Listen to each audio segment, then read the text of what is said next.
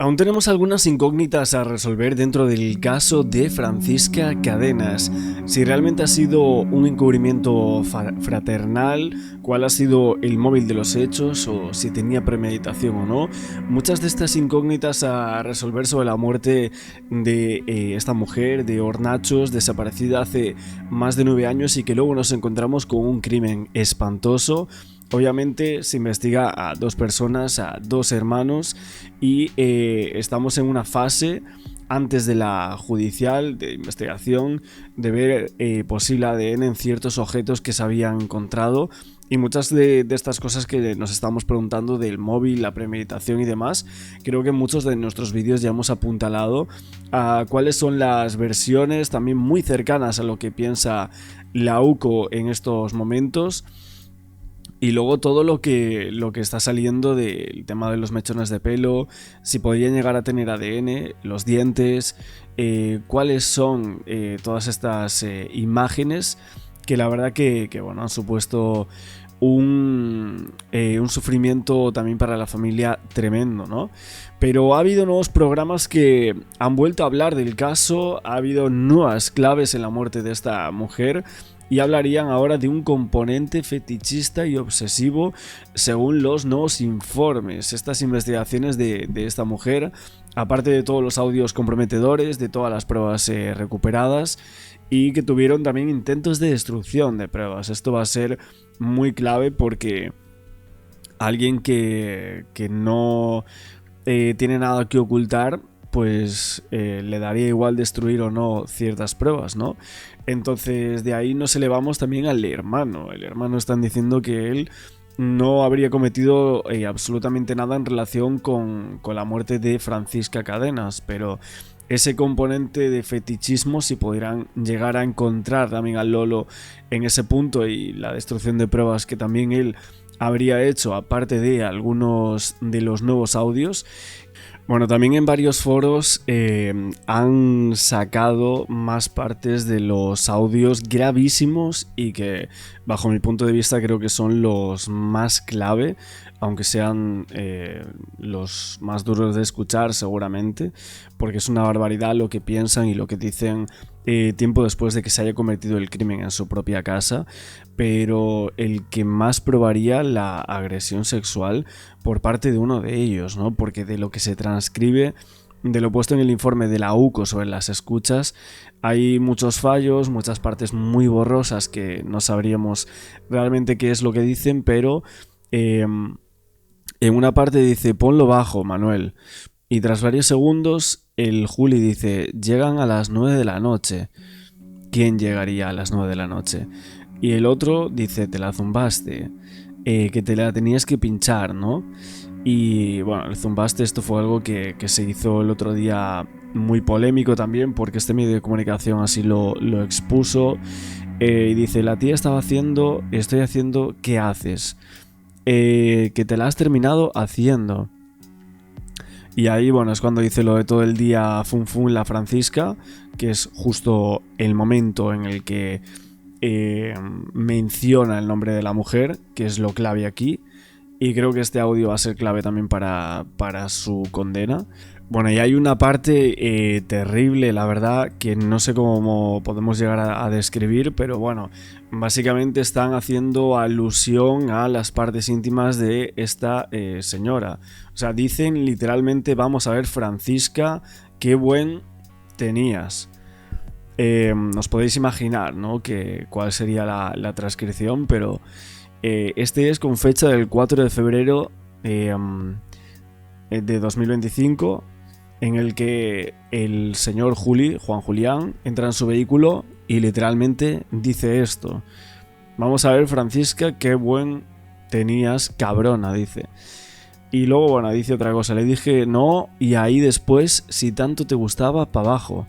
O sea, en su mente, si tanto te gustaba. Fíjate la forma en la cual él tenía de pensar en torno a lo que había hecho, ¿no? Y el Lolo diciéndole como que realmente lo sabía, ¿no? Al final la terminaste zumbando, ¿no? Como que terminó teniendo relaciones con ella. Es difícil llegar a entender todo lo que dicen porque es que ya veis como cómo está escrito o cómo son las transcripciones. Habría que escuchar todos los audios para ver si hay alguna cosa que nos estamos dejando, pero es durísimo, la verdad, que todas estas barbaridades, pero todo esto va a salir en el juicio. O sea, por mucho que no lo digamos ahora, dentro de unos meses va a salir, y en este caso para probar el delito sexual, que creo que es algo bastante importante. A no ser también que se demuestre que el autor del crimen podría llegar a ser el Lolo. Así veremos todo este tipo de cosas que creo que a muchos de nosotros nos están horrorizando. Vamos a ver en televisión qué más cuentan y ahora seguimos dando más detalles. Dando nuevos detalles inquietantes. Según las últimas informaciones, el nuevo audio atribuido a los dos hermanos detenidos, a Manuel y a Julián, reforzaría la hipótesis de que ambos tenían una fuerte obsesión con la víctima, algo que podría ser clave para entender el móvil del crimen. 72 horas antes de la detención de Julián y Manuel, la UCO estrecha el cerco sobre ellos y pretenden alterarles llamando a declarar a 6 personas de su entorno. Sus otros 2 hermanos, que se acogen a su derecho de no declarar, una de sus cuñadas, sus 2 sobrinas, que sienten el peso de ser familiares de los presuntos asesinos. Estos últimos días están siendo, si cabe, mucho más duros para la familia por los comentarios de la gente. Y una expareja de Manuel, que siempre pretendió ser prudente. No me gusta hablar con ellos de este extremo, ya que no quiero hacerles sentir mal. En Hornachos les señala como posibles autores de la desaparición. Julián y Manuel empiezan a llegar al límite y así lo expresan a su entorno. El jueves tengo que ir a Zafra, que me han llamado del cuartel para el caso de Francisca. No, yo no voy a ir. Y yo estaba en Mérida y me han llamado 15 veces. ¿Tú sabes la que nos metieron a nosotros? Porque somos los solteros de la calle, los solteros de la calle. Y objetivo cumplido. Los hermanos se sienten tan presionados que se deshacen de sus teléfonos. Estas son las fotografías de las bolsas de basura con los móviles que pudo interceptar la Guardia Civil. Pero en esa casa hay más objetos que llamaron la atención.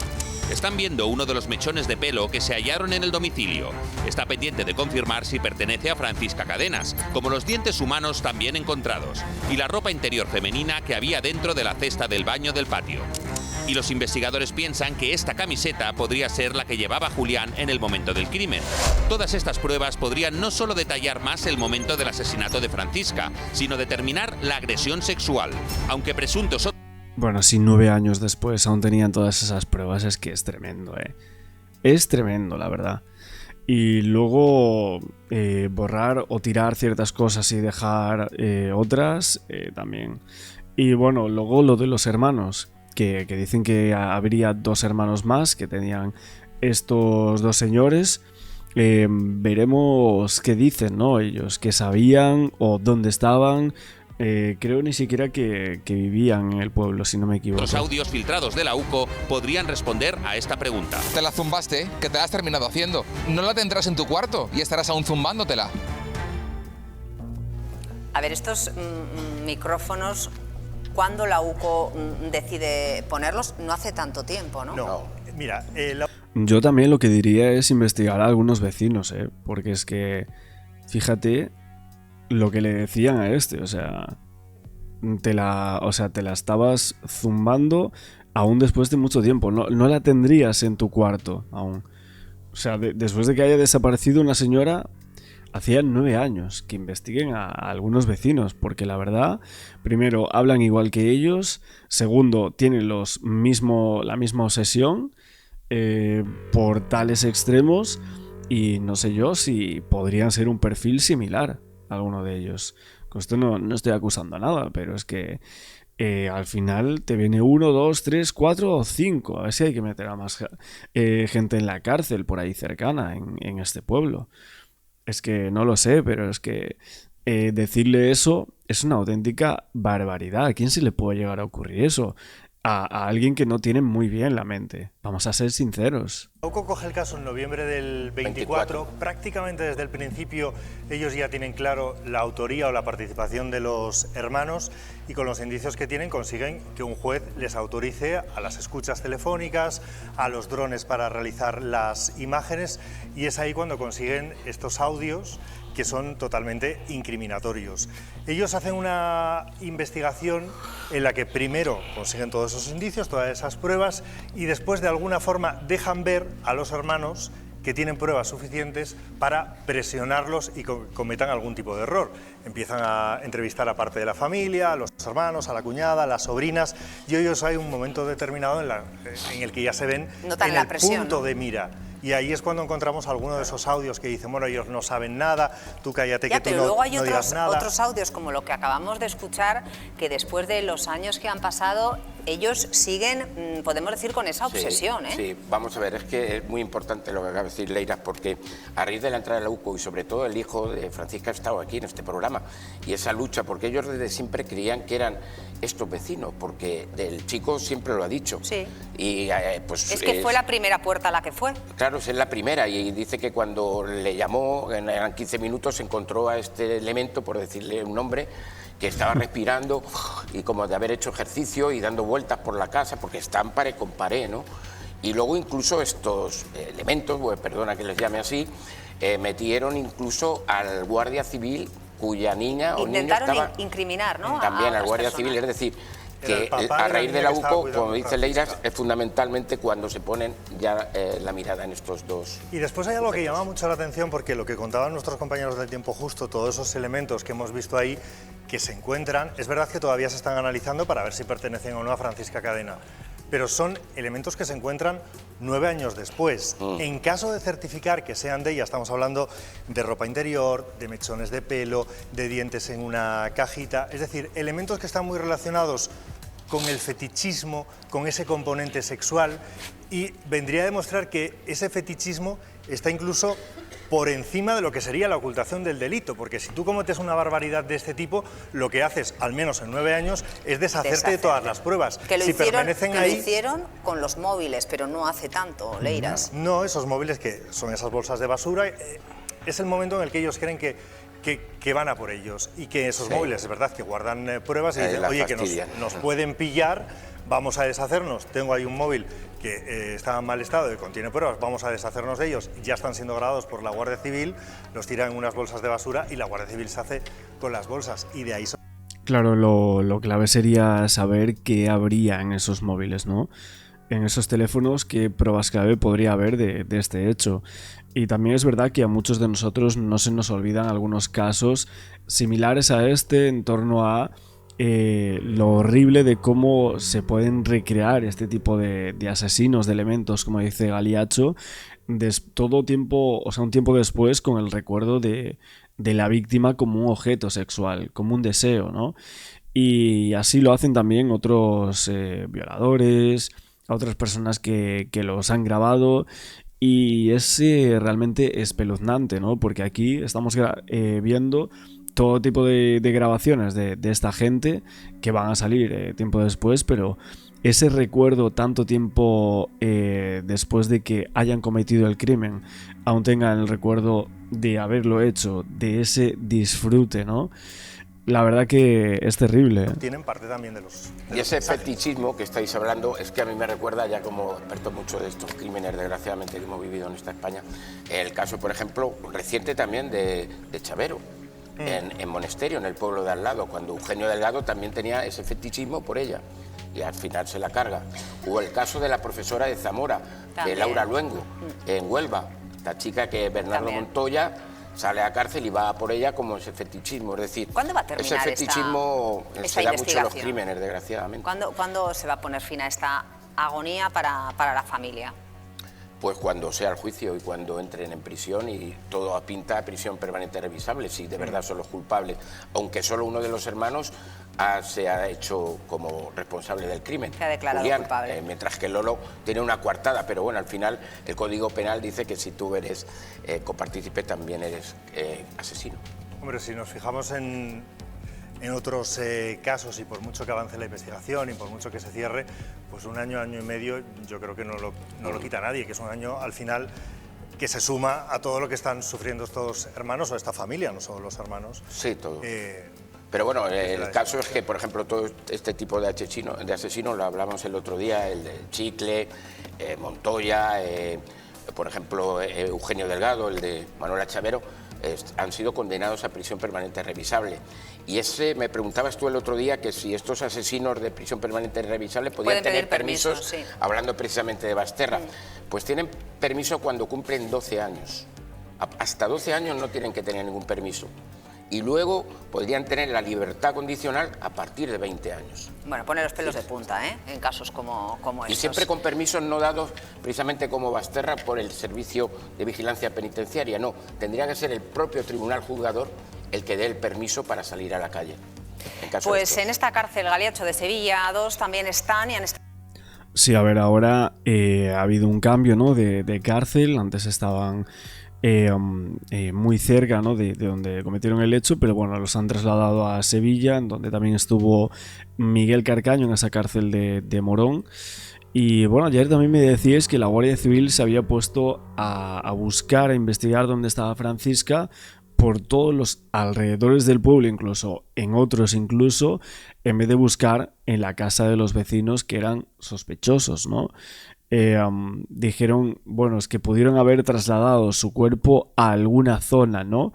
Incluso pensando si es que fuese algún tipo de homicidio, porque en realidad lo que llegaban a pensar es que se había ido ella sola, ¿no? Como incluso ella andando a esas horas, a las 12, 1 de la mañana, andando, queriendo evadirse, ¿no?, o algo así. Y bueno, la verdad es que no se hizo, ¿no?, de la manera correcta en un inicio, como llevamos comentando este mes entero. Otros asesinos y delincuentes muy peligrosos y muy mediáticos. Richard. Muy buenas tardes, Emma, y algunos nombres no los sabremos nunca, porque esta cárcel juega también con la privacidad extrema. Pero uno de los presos más mediáticos ha pasado varios años en esta cárcel. Estoy hablando de Miguel Carcaño, asesino confeso de Marta del Castillo. Con la repercusión que tuvo el caso, él también tuvo que estar un tiempo apartado del resto de los presos por miedo a represalias. Incluso en la cárcel podría haberse intentado quitar la vida. Así lo confirmó su psicóloga durante ese tiempo y un compañero de prisión que declaró que él mismo tuvo que quitarle la soga que tenía en el cuello. Estuvo en prisión desde su detención en 2009 hasta 2013, cuando se le otorgó el 2º grado y se le trasladó a Herrera de la Mancha. Y aquí también estuvo un asesino de una niña en Huelva cuyo crimen tuvo... Bueno, y también hay que decir que Miguel Carcaño, hubo una polémica gordísima con él porque básicamente tenía muchísimas cosas en prisión que no podía tener, ¿no? Como el tema de los pendrive, tenía móviles, tenía tablets, tenía mucho poder dentro de esta cárcel. España en vilo los años 90. Estoy hablando de José Franco de la Cruz, apodado El Boca, condenado por agresión sexual y asesinato de Ana María Jerez, de tan solo 9 años. La menor salió de su casa para ver a la sobrina del Boca, de la cual era amiga, y fue encontrada 69 días después en un camino a 20 minutos del domicilio. La familia siempre luchó para que cumpliera los 44 años a los que se le había condenado, pero tan solo acabó cumpliendo 21. A su salida se quedó en Madrid y él siguió defendiendo su inocencia, pero quiero que miren y escuchen muy bien esta entrevista del año 2012, recién salido de prisión, y justo al volver les cuento una cosa. Yo siempre he dicho la verdad, que yo de eso no sé nada. Es que la verdad, yo no soy una persona esa, ni soy ningún maníaco, ni ningún loco, ni nada. Lo que me acusa, no me ha acusado el tribunal. Yo entré sentenciado en la sala, yo entré sentenciado ya. Hacía falta un cabeza turco. Que yo no soy una persona mala, que me meta con nadie, que de mí no tiene que tener miedo nadie. Bueno, pues justo después de esto que acaban de oír, fue condenado a 10 años más por la violación de una mujer en Madrid, tan solo 3 meses después de quedar en libertad. En fin, y hablando de agresiones sexuales, quiero que miren también este titular de algo muy desagradable que pasó también justo el año pasado. Mírenlo, aquí lo tienen. Denuncian la agresión sexual de un preso a una psicóloga en la cárcel de Sevilla 2. Aquí podemos ver algunas fotografías de cómo quedó la pobre mujer. El reo golpeó, mordió y sometió físicamente a la profesional. Así lo cuenta una testigo. Estuvo a punto de llegar a ser más desagradable todavía porque ya la tenía encima de la camilla y él estaba encima de ella, pero se ve que pudo hacer un pequeño grito y entonces ya pues los internos que acaban de llegar de un curso la escucharon, avisaron a los funcionarios. Este interno tiene varios incidentes, tanto de agresión a funcionarios como de exhibicionismo con funcionarias. Pues sí, al preso en cuestión le apodan el Páez, que desde el año 2004 ha ingresado y salido de prisión en un total de 12 veces, teniendo en cuenta que supuestamente ha agredido a otros internos, a funcionarios y ha tenido graves episodios de exhibicionismo. Y ahora este hombre que vamos a ver se llama El Cachulo, un preso reincidente que cumple condena por apuñalar 25 veces a un hombre que simplemente le recriminó la forma de cómo él trataba a su pareja en público. Llegó a la cárcel de Morón ya trasladado, después de agredir a otro preso. Y aquí intentó lo mismo, pero con un funcionario. Es otro de los que pasa la mayor parte de su tiempo en aislamiento. Y acabamos, Emma, con un caso que recuerda a todo el mundo. El crimen de Laura Luelmo a manos de su vecino Bernardo Montoya. Laura era profesora y se trasladó en 2018 a El Campillo, Huelva, por motivos laborales. Pocos días después de llegar, desapareció y la encontraron 5 días después. La había abordado, agredido sexualmente y asesinado. La investigación reveló la brutalidad de Bernardo Montoya, un hombre que ya había cumplido 17 años por el asesinato de una anciana en Cartagena. Los padres de Laura relataron en esta carta cómo creen ellos que el sistema les había fallado y que el crimen de su hija pudo evitarse completamente. Sentimos dolor e indignación. El asesino ha pasado por instituciones penitenciarias con el fin último del cumplimiento de su pena y su total rehabilitación para la inserción social. Pero en el momento en que sale en libertad, comete de nuevo en la persona de nuestra hija los 2 actos, asesinato y agresión sexual, por los que fue anteriormente condenado. Los monstruos y seres perversos no pueden convivir en una sociedad a la que odian y contra la que van a seguir actuando. Bueno, creo que ahí está un debate muy grande en el tema de la reinserción. Muchas veces se ha hablado de esto y en realidad creo que es un debate muy amplio porque hay demasiadas ocasiones en las cuales se piensa desde las instituciones penitenciarias con las leyes, los datos que hay, que realmente pueden llegar a reinsertarse y luego cuando lo hacen, cuando lo dejan libre a esa persona, a ese preso, pues vuelven otra vez a cometer un delito igual al que habían cometido con anterioridad. Entonces, creo que ahí tenemos un problema y creo que en algunas ocasiones creo que no hay casos que no son reinsertables. Esto es lo que yo creo, que me parece que hay casos que no se pueden llegar a revertir. No sé vosotros si pensáis igual o si hay alguna ocasión en la cual incluso el delito por el cual han cometido, ¿no? y están en la cárcel por él, deberían tener muchos más años, ¿no? Como por ejemplo Alfonso Basterra. Escalofriante, Emma, y podría seguir porque dentro de esta prisión hay otros presos no mediáticos o no tan mediáticos con unos delitos a sus espaldas atroces. Es que es inevitable, Richard, no pensar que ha fallado el sistema en este último caso y no entender el dolor y la impotencia de esos padres, ¿no? De los padres de Laura. Sí, bueno, lo estábamos contando, es que al final, bueno, todo este tipo de presos tienen los permisos a partir de, si no se prisión permanente revisable, a partir de 1/4 de la pena. Normalmente hasta 3/4 a veces no se lo dan, depende, como he visto con Basterra. O sea, pero al final el objetivo del cambio del Código Penal es precisamente este. La prisión permanente revisable, el concepto cuando se implanta es precisamente para que aquellos presos que no tienen reinserción o se pueda realizar un análisis de esa reinserción, pues salgan pero o no. Yo porque le digo el a caso todo de Laura el mundo, Luelmo, yo recuerdo cuando cubrí este caso con los padres, que la queja principal de esos padres es porque ese señor que no estaba reinsertado estaba en la calle. Claro. Pero Leira, además tú conoces bien esto, 12 años dentro de una cárcel sin salir, ya tienes, o te vuelves eso o te reinsertas, no hay más manera. Sí, pero luego hay casos y casos, y en el caso de los violadores es que...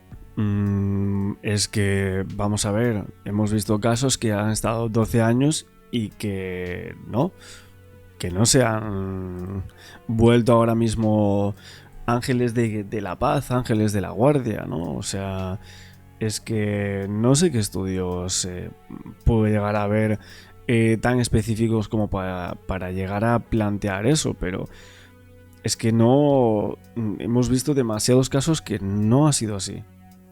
Y que han agredido sexualmente y por eso estaban en la cárcel y luego salen y vuelven a hacer lo mismo. Y a lo mejor habían pasado 15 años en prisión. y luego vuelven a hacer lo mismo. Y si están 25, hubiesen hecho lo mismo igual. No sé en qué tanto por ciento, ni me atrevería a por supuesto decirlo, que sí, pero es que vuelven. Es que los violadores, aparte, lo contamos aquí el otro día, para salir y para tener permisos tienes que colaborar, tienes que hacer talleres.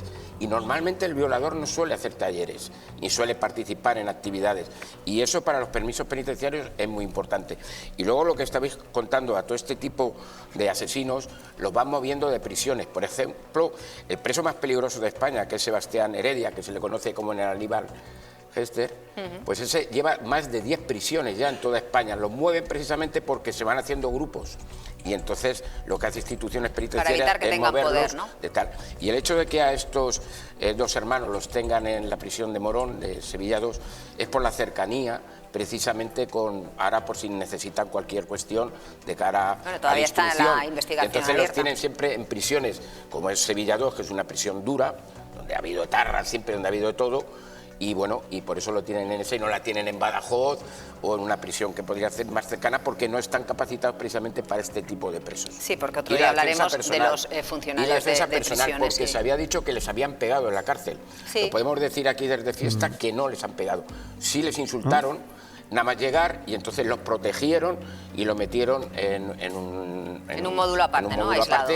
Pero no les pegaron dentro de prisión a pesar de lo que se ha dicho. Sí les insultaron y ante eso instituciones penitenciarias tomó la medida para apartarlo porque iban a por ellos, eso es verdad. Pues tenemos, Leiras, una última hora sobre el actor Nacho Vidal. Sí, porque esta semana hemos... Bueno, pues esto es lo que han hablado por aquí en torno al caso de Francisca Cadenas. También, bueno, comentando un poco el tema de la reinserción, si... O sea, hubo presos que cumplieron una condena por un delito contra la libertad sexual, por ejemplo. Hablamos de personas que cometieron barbaridades, la verdad. Yo creo que hay algunas que, bajo mi punto de vista, no podrían llegar a ser perdonadas nunca.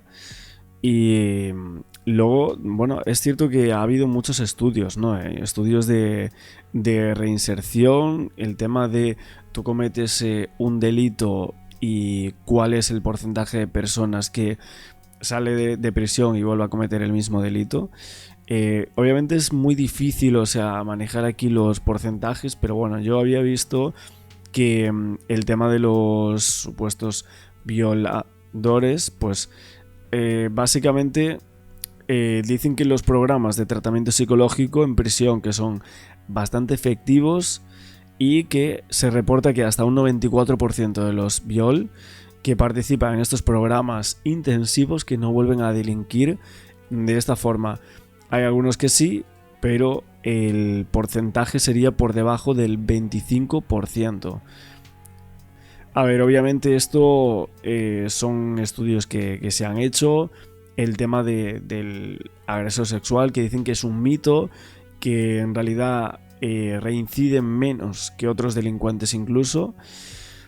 Pero bueno, hay gente que incluso para personas a las cuales se ha sido condenada por un delito de agresión sexual, que se le hiciese algo para que no pudiesen llegar a someterlos a algún tipo de sumisión química o algo así, para que no tengan ese deseo en contra de la libertad sexual de algunas personas, sobre todo de mujeres, como estábamos viendo en el caso de Francisca Cadenas, que la motivación claramente es sexual, pero aparte enfermiza, ¿no? Por lo cual, bueno, esto es lo que queríamos comentar hoy, el tema de los audios. No sé vosotros qué pensáis. La verdad, horroroso cada parte de este crimen, de este caso, por el cual llevábamos prácticamente una década sin saber nada de esta mujer. Como siempre, no olvidéis el like, suscribiros al canal con la campana, hypear el vídeo y nos vemos en próximos relatos.